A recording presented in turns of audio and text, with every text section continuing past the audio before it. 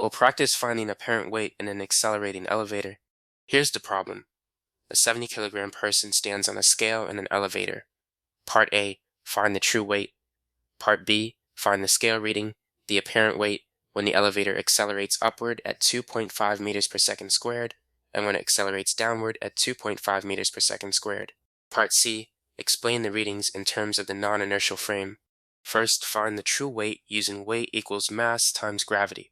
W equals 70 times 9.8, which is 686 newtons. Now for upward acceleration. Use Newton's second law. The normal force minus weight equals mass times acceleration.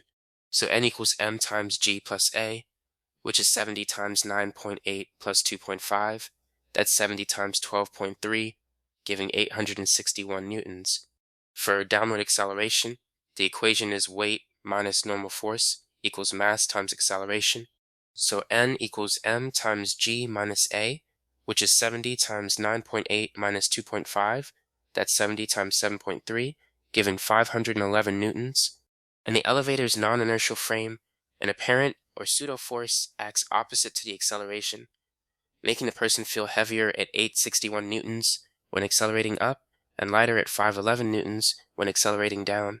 The key point is that apparent weight in an accelerating elevator is given by the normal force, which equals m times g plus or minus a depending on the direction of acceleration.